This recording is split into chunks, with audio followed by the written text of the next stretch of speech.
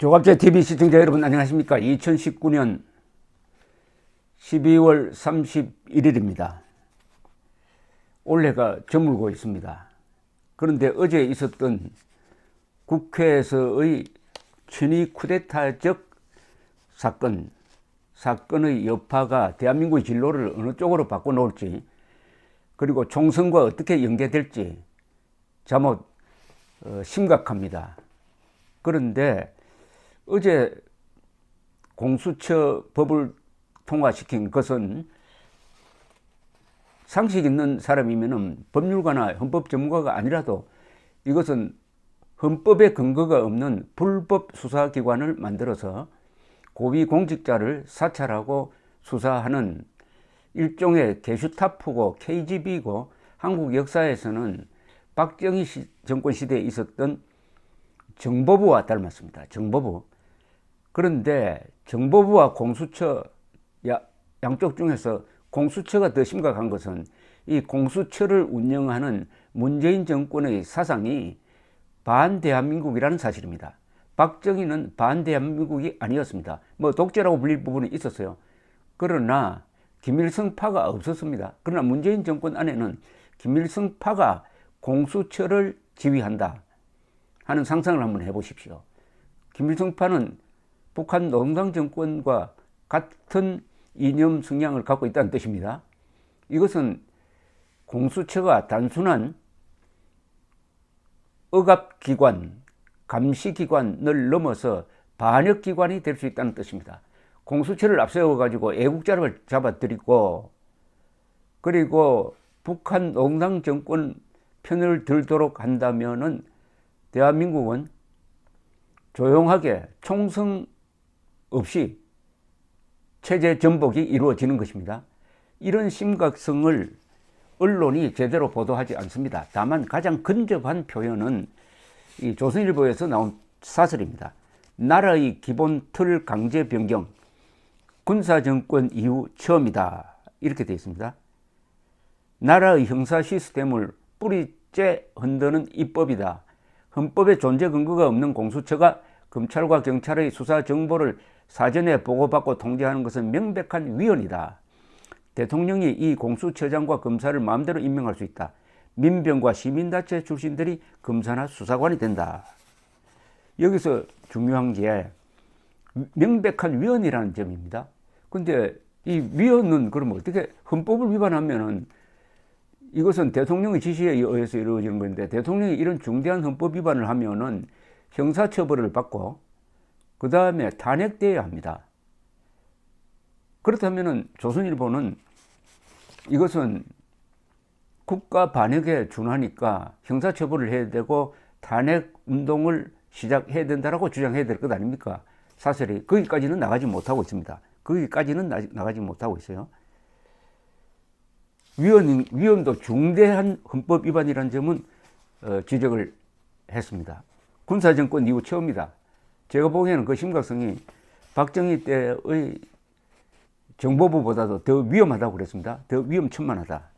그러면은 지금 이 공수처법 통과를 막지 못한 책임을 져야 할 자유한국당은 어떤 대안을 내놓고 있느냐 하면은, 자유한국당은 이 조선일보 사설보다도 더 약합니다.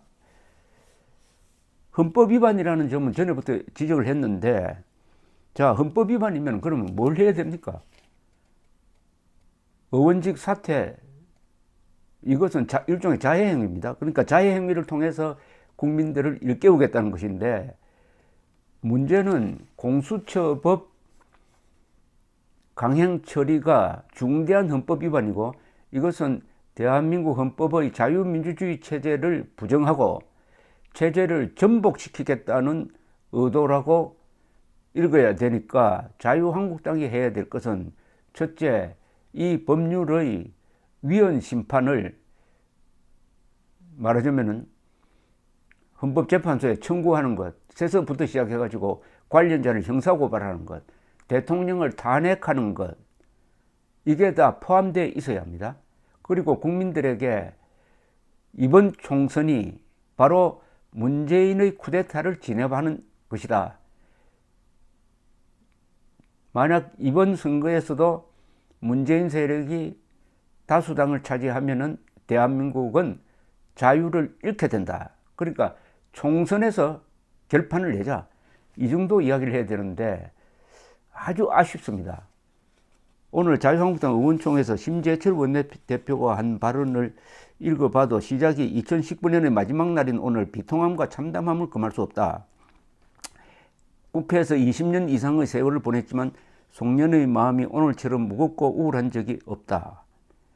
쭉 그동안에 했던 이야기를 했는데 우리는 의원직 총사퇴를 결의했다. 저들의 만행에 끓어오르는 분노, 저들의 폭거를 막지 못했다는 자괴감, 국민의 기대를 충족 못했다는 송구와 모든 감정들로 의원직 총사퇴를 결의한 것이다. 우리는 이 결기를 가지고 계속 투쟁해 낼 것이다. 총선 내는 저들의 만행을 막기 위해서는 총선 승리의 길을 갈 수밖에 없다. 이 정도입니까? 이 정도밖에 대책이 없을까요? 아니, 헌법을 위반했는데 쿠데타가 지금 일어났는데 이렇게 애매한 이야기, 힘없는 이야기를 하면 되겠습니까? 즉 이번 사건이 헌법의 잣대를 들이대야 됩니다. 헌법으로 잣대를 들이대면은 이번 사건은 국헌문란의 내란이 아니냐, 여적 행위에 해당되는 것 아니냐, 국가 반역이 아니냐, 정치적으로는 이게 쿠데타가 아니냐 하는 성격 규정을 해야 됩니다.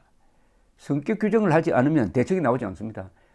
어떤 상황에 처했을 때 이 상황의 본질을 정확하게 해석을 해야 됩니다.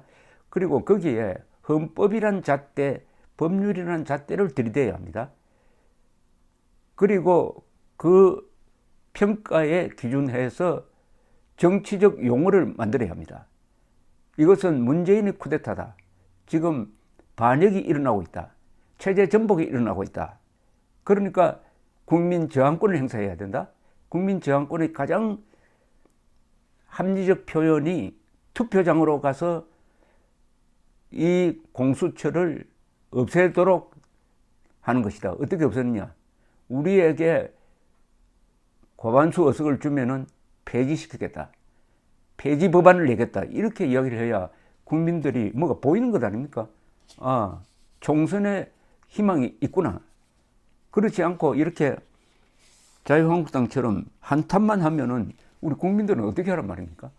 한탄만 하고 흥분만 하고 대책이 없어요. 대책이. 차라리 투표장으로 많이 나가자. 표를 달라고 하든지. 김재원 정책위 의장의 이야기도 다 아는 이야기입니다. 다 아는 이야기고, 그 다음에 김성원 대변인 논평을 읽어보면은 제목은 이렇게 거창하게 나와요.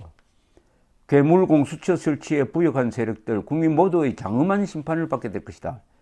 장엄한 심판이란 말이 좀 문학적이긴 한데, 장엄한 심판을 누가 내립니까? 국민들이 내리도록 하려면 국민들에게 자유한국당이 이 문제의 심각성을 제대로 알려야죠. 쉽게 알려야죠. 우리 국민들은 피부에 와 닿지 않습니다. 아니, 수사받을 사람이야 뭐 고위 관리들이니까 나하고 무슨 관계가 있느냐. 고위 공직자를 엄정하게 처벌하겠다고 하는데 그거 오히려 잘 된 것 아니냐, 이렇게 생각합니다. 이런 생각하는 사람들이 생각을 놓으려면은 뭔가 본질적인 이야기를 해야 되죠. 자극적인 이야기를 하라는 뜻이 아니에요. 쿠데타란 말이 결코 과장이 아닙니다. 체제 전복이란 말이 과장이 아니에요. 그런데 위헌, 헌법에 근거가 없다, 이렇게 이야기하면 됩니까? 위헌, 헌법에 근거가 없다. 그런데 그 위헌 상태가 매우 중대하다. 탄핵할 만한 대통령 탄핵 사유다, 이렇게 나와야죠. 대통령 탄핵 사유입니다. 그러니까 총선에서 탄핵 가능한 3분의 2 의석을 주세요. 뭐 이렇게 이야기를 하든지 해야 이게 국민들이 피부로 느낍니다. 이 김성원 대변인 이야기의 마지막 문단은 이렇습니다. 문재인 대통령 역시 게슈타포 보위기관인 공수처 설치로 가슴 뿌듯해 할지 모른다. 하지만 대통령이 국민이 아닌 사회사역과 권력욕에 눈이 멀었을 때 말로가 어땠는지 역사가 증명해 주고 있다는 점을 잊지 말아야 할 것이다. 이거는 논평가가 한가하게 하는 이야기죠. 언론인이 뭐 이 정도 하는 이야기는 넘어갈 수 있지만은 제1야당이 이렇게 힘없는 이야기를 하면 됩니까? 문재인 대통령과 더불어민주당, 정의당, 바른미래당, 민주평화당, 대한신당 등 자투리 내당이 그동안 저질렀던 온갖 불법과 탈법, 그리고 매표 행위는 결국 내년 4.15 총선에서 국민의 장엄한 심판을 받게 될 것이다. 이 논리나 말투를 읽어보면 장엄한 심판이 내릴 것 같지 않습니다. 이 정도로는 장엄하다고요? 장엄할 정도면 국민들이 화를 참지 못해가지고 거리로 나와서 1,000만 명이 거리와 광장을 메우는 대규모 시위가 일어나고 그 분위기 속에서 총선 투표가 이루어지면은 장엄한 심판을 내릴 수 있겠는데, 지금 강행 통과 24시간이 지났는데 황교안 대표의 책임 있는 이야기가 나오지 않고요. 이렇게 해서 또 자유한국당이 답답한 모습. 다시 복귀를 하면은, 첫째, 이 사건에 대한 정확한 본질을 잡지 못하고 있다. 헌법과 법률을 들이대 가지고 문제점을 요약하여 국민들에게 정치적 용어로서 정확하게 알려주면서 구체적 조치를 취해 가지고 공수처가 발족할 수 없도록 하는 구체적 방안을 제시를 해야 된다. 그리고 총선에서 이겨야 이 괴물 수사기관, 국민의 생명, 재산, 자유를 위협하는, 그리고 자유민주적 기본 질서에 어긋나는 이 괴물을 정리할 수가 있다. 이렇게 희망을 보여줘야죠. 국민들에게, 국민들과 같이 한탄하고 국민들과 같이 부르짖고 그리고 끝이다. 이렇게 되면 너무 허전하지 않습니까? 자유한국당 지금 위기입니다. 이것은 중요한 기회이기도 하지만은, 즉 이 심각성을 국민들한테 제대로 알리면은 총선에서 투표율을 늘려가지고 의석수를 늘릴 수가 있지만은, 이런 식으로 한가하게 제3자처럼 무력감을 드러내면은 정말 국민들은 갈 데가 없는 거죠. 어느 방향으로 가야 될지 그 방도가 있어야 될 것 아닙니까? 대안이 있어야 될 것 아니겠습니까? 어쨌든 올해가 가고 2020년이 오는데, 이 중대한 길목에서 대한민국은 기로에 섰습니다. 갈림길에 섰습니다. 어느 쪽으로 갈 것이냐 하는 것은 결집된 국민의 의사가 결판을 냅니다. 대한민국은 총구에서 권력이 나오지 않습니다.